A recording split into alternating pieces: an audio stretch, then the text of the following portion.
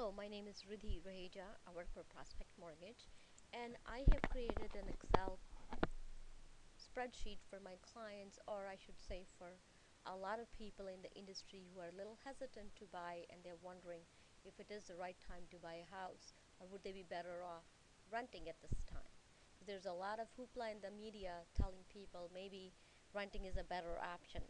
It might be, so that's why we have created this spreadsheet to make sure that we are making the right decisions. Your situation might be a little bit different, but I am making some assumptions, and based on this, I will show you what the numbers tell us instead of trying to guess what is the right thing based on all the media news and all the people talking points. So I'm going to assume multiple things here.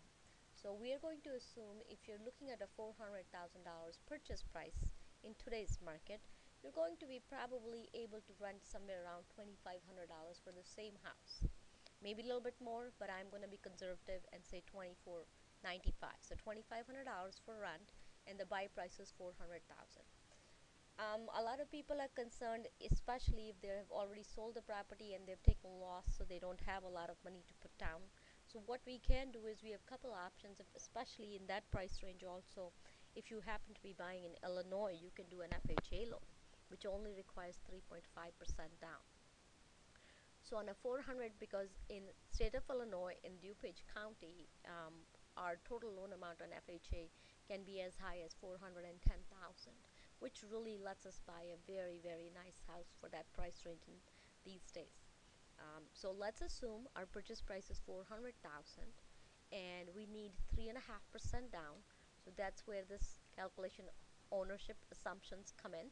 So our down payment is 14,000, which is 3.5%, and our closing costs are 7,360. Keep that in mind. It has multiple things in there, and I will come back and walk you through. I'm also going to assume your tax bracket is 20% at least, if not higher. Again, I'm going to be on the conservative side. I'm not going to assume a higher tax bracket, but even though I do think a person buying $400,000 home is probably going to be in a tax bracket of maybe 28%. We're also going to assume an interest rate of 5.25, which is almost 0.5% higher than what we can get today. If you were to do a FHA mortgage today, you would probably get 4.75% on a 30-year fix without any prepayment penalty and with 0 points. But I'm going to assume 5.25 worst case scenario. So like I said, our closing costs are 7,360. That includes around $3,500 if you were to buy in Naperville for 400,000. Your closing cost will be $3,500. But we also have 1% that FHA charges, um, which is 3,000. Our loan amount is going to be around 386,000. That will get added to the loan amount. You do not have to come up with that money, but it will get added to the loan amount. There is an upfront insurance that FHA charges. So total cash to close we need is 17,500, 14,000 for the down, and another 3,500 for closing costs. Now let's look at the breakdown. On our rent, we only have a rental payment of $24.95 every month, and I'm going to assume that you're going to insure some of the rental property. You really don't need to insure your home. You just are insuring your interior contents, so it's going to be fairly cheap. So we come to $2,525. Whereas if you were to own a house at 400,000, our principal and interest payment comes to 2,153. Our taxes, insurance, and other come to $1,277. That sounds like a large number, but keep in mind it has multiple things in it. So the 1277 has your taxes, which I'm figuring at 2.25%, your PMI, which FHA charges 1.15% every month, and you also have your insurance, which I'm counting around $800 a month. So our total payment will be $3,430, almost $1,000 more than what we have for rental. But keep in mind, when you're renting, you have no tax benefits. All of it is going right in somebody else's pocket. Whereas when you own a property, you will almost get $508 based on the 20% tax bracket that I assumed back to you, so that can improve your cash flow. And also every month some of the money from 2153 is going to be going towards your principal reduction. Your loan is going to be reduced by $447 every month. So in reality, your out-of-pocket cost is 2,475, because this is a forced saving. and this is the money that you are actually getting in your hand. So now that we have these numbers clear, let's look at the 36 months analysis. What happens in 36 months if we own the property for 36 months? We would have paid $91,801 for rental. Just keep that in mind. That's almost 100,000 that you're putting in somebody's pocket to live in that house for 3 years. And again, I made some assumptions. There is no rental, there's a rental increase of 1%. I can assure you your rent is going to be increased by more than 1% every year. Whereas in the home scenario, since the market is down, and I'm going to go with what the media is saying, that it's going to be hard for us to see any appreciation over next 12 to 18 months. I'm going to say for the next 10 years or 5 years we're not going to see any appreciation. So I left the appreciation at 0%. So now let's come back to the 36 months. Our total payment for rental is $91,801. There's nothing else that we need to add to it. On the ownership side, our total payment is going to be $123,488. 30,000, almost 30,000 more. But out of which $17,395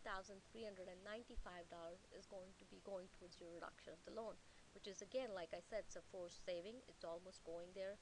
You're not going to see it, but it's going to be there. And the tax benefit is $18,000 over 3 years. Just in 3 years, you would have gotten a benefit of $18,000. So your net cost on rent, if you were to apply these numbers, on the net cost on the rent is $91,801, whereas in ownership it's only $88,074 because we are getting a principal reduction as well as a tax benefit.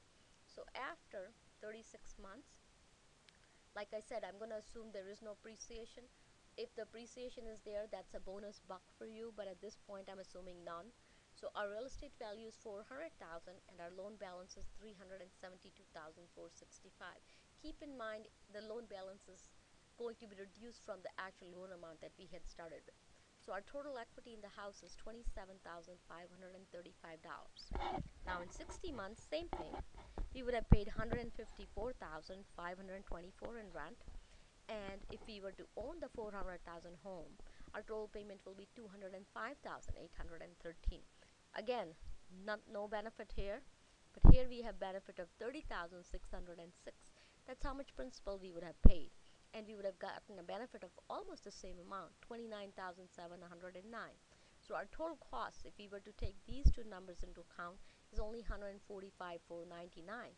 So actually, we gained by owning a house, even if there is no appreciation over next 5 years, which is very hard to believe, but I'm going to give the media a benefit of doubt here.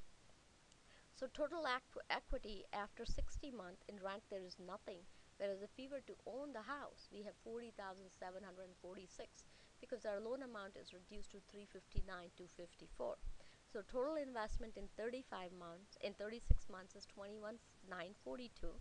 Because remember, our payments, we were going to start with the down payment that we were going to use towards the house.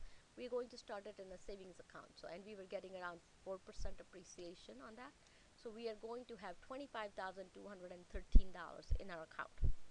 Whereas since we won't have the money that we actually use for down payment, we would have $40,746 that will come from the ownership, which assumes no appreciation, just the principal reduction.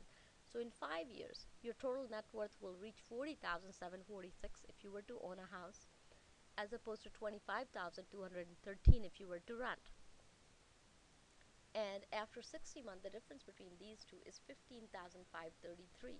So now look at the benefits of owning a house. Not only you come out ahead financially, but you get to live in a house, you have pride of home ownership, and if the house appreciates, which it always has, if you were to look at the last 10 years of any given period starting from 1850, you will see there has been appreciation every single year, every single 10-year period. So yes, we are in historic times, but it still makes sense.